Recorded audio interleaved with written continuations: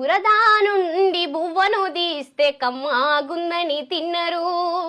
బురద బట్టల రైతును చూసి దూరంగుండని అన్నరు. బురద నుండి బువ్వను తీస్తే కమ్మాగుందని తిన్నరు. బురద బట్టల రైతును చూసి దూరంగుండని అన్నరు. చెమట సుక్కల సత్తువతోనే పుడమి పురుడు వసుకున్నది. కంటి పాపల కావలిలోనే పంట రాసి నెలకొన్నది. వందనాలు రైతన్నా నీకు వందనాలన్నా అని రెక్కాడకుంటే బుక్కెడు బువ్వేలేదన్నా.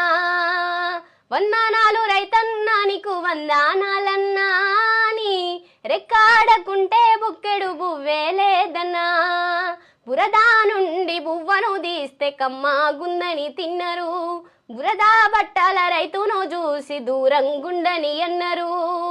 మట్టి సోపతిగాడా జోడెడ్ల జతగాడ మండు టెండల నీడా తీయప్పుల జాడ పునాసవను కూడా యాసంగి సలికాడ పసిడి మొక్కలు ఆడా నింగికెదురు చూడా.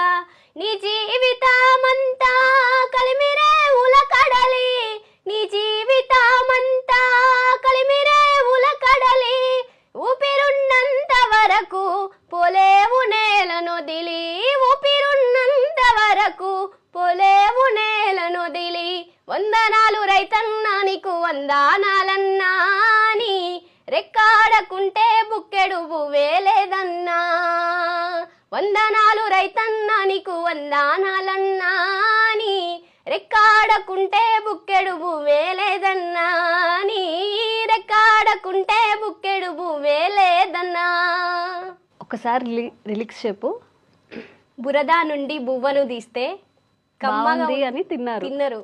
కానీ బురద బట్టల రైతును చూసి దూరం పెడుతున్నారు. అబ్బా, ఎంత అర్థం ఉందండి. నిజంగా కోటి విద్యలు కూటి కోసమే అంటాము, అందరం కష్టపడేది దానికోసమే. నిజంగా రైతుని ఎంత చిన్న చూపు చూస్తున్నారు. ఇప్పుడు పిల్లని ఇవ్వడానికి కూడా వ్యవసాయం చేస్తున్నారంటే చాలా మంది అవాయిడ్ చేస్తూ ఉంటారు. అమ్మో మా ఊరు నుంచి అక్కడికి వెళ్ళాలా, పొలం పనులు చేసుకోవాలా మా అమ్మాయి అని. కానీ వాళ్ళు లేకపోతే మనకి ఫుడ్డే లేదు. నిజంగా ఇలాంటి పాటలు విన్నప్పుడు నిజమే కదా అనిపిస్తుంది. కానీ ఎందుకో మరి నాగరికత పెరిగే కొద్దీ మనం మన ఆనవాళ్ళని, మన పూర్వీకులు అంటారు, లేకపోతే మన రూట్స్ని మర్చిపోతున్నాము అనిపిస్తుంది. మరి ఇలాంటి మట్టిలో మాణిక్యాలని అనొచ్చు. మట్టిలో మాణిక్యాలు వెలికి తీస్తూనే ఉంటాము, న్యూ టాలెంట్ని ఎంకరేజ్ చేస్తూనే ఉంటాము. మీరు కూడా అంటే జానపదాలే కదా, లేకపోతే పాత పాటలే కదా అని అంటూ ఉంటారు. కానీ దాంట్లో ఉన్న అర్థం తెలుసుకుంటే మాత్రం మనకి చాలా మంచిగా ప్రశాంతంగా కూడా అనిపిస్తుంది. థ్యాంక్ యూ రా, థ్యాంక్ యూ సో మచ్. ఒక అంటే వాల్యుబుల్ టైం స్పెండ్ చేసిన ఫీలింగ్ నాకైతే వచ్చింది. చాలా సాంగ్స్ వింటూ ఉంటాము, అంటే కొన్ని ఎంటర్టైన్మెంట్ కోసం వింటూ ఉంటాం, కొన్ని ప్రశాంతత కోసం వింటూ ఉంటాము. కానీ జానపదంలో ఉన్న విలువ, ఆ పాటలకు ఉన్న అర్థమే వేరు.